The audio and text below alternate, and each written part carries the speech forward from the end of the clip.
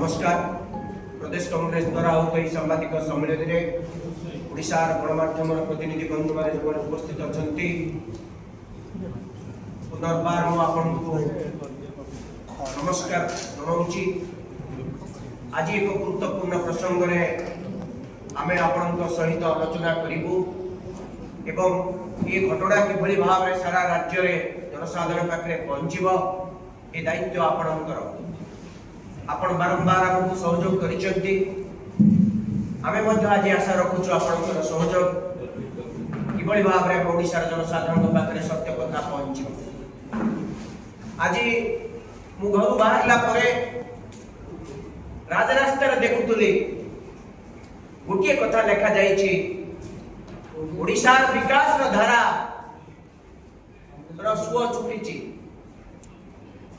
ओडिशार 2 वर्ष भितर विकास धारा अब्याहत रही सुओ छुटी। विकास बहुत द्रुत गति आगे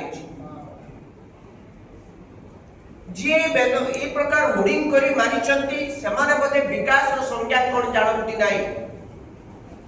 बोध हुए राज्यर मुख्यमंत्री कैबिनेट मंत्रीगण what is the meaning of development they do not know.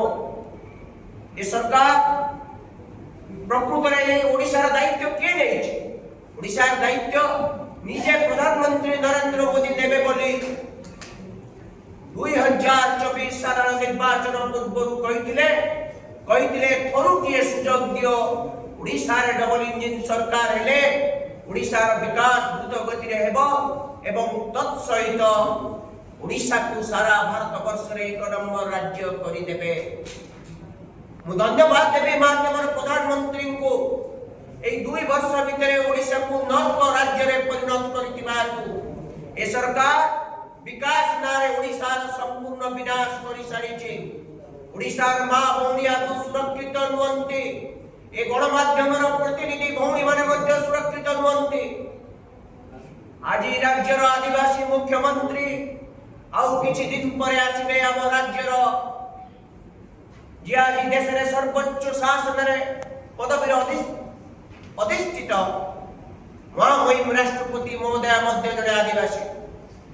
किंतु ए 2 वर्ष शासन काल भितर राज्य रे सबठारु आदिवासी मानक ऊपर अत्याचार बहु परिमाण रे पूर्व वर्ष तुलना रे बढ़ी चलीछि।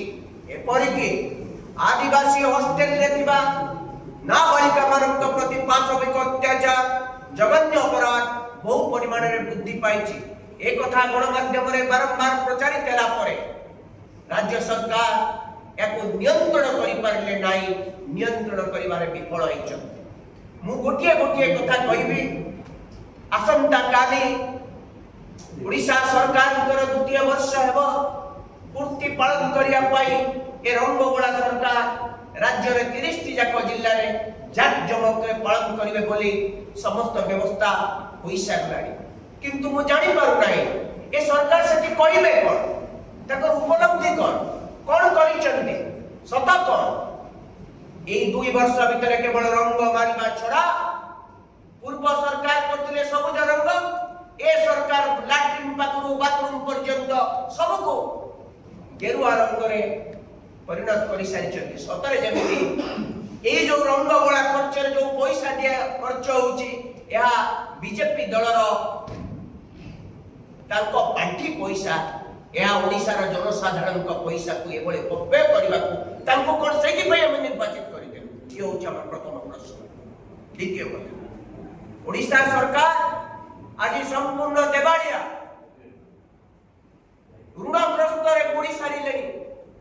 मु आपन मान को कहि दे अपेक्षा पूर्व सरकार गला परे 24-25 आर्थिक वर्ष रे राज्य सरकार 1,20,710 कोटी समुदाय ऋण कले। पूर्व सरकार 95,000 कोटी टंका ऋण करथिले। ए सरकार 25,000 कोटी टंका ऋण कले एवं ऋण जो कले ता खुला बाजार ऋण कले अधिक सुद पैठ कले।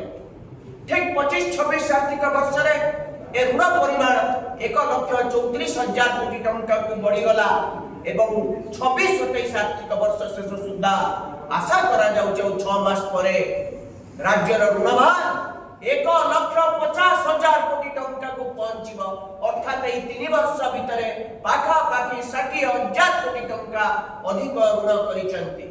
मु आपण माने समस्त गणमाध्यम वरिष्ठ प्रतिनिधि गोटे सरकार ऋण करूची, गोटे सरकार कहूची हमर आय यथेष्ट, ताले ऋण कोथि पई करूचंती, खर्च कोथि करिसंती।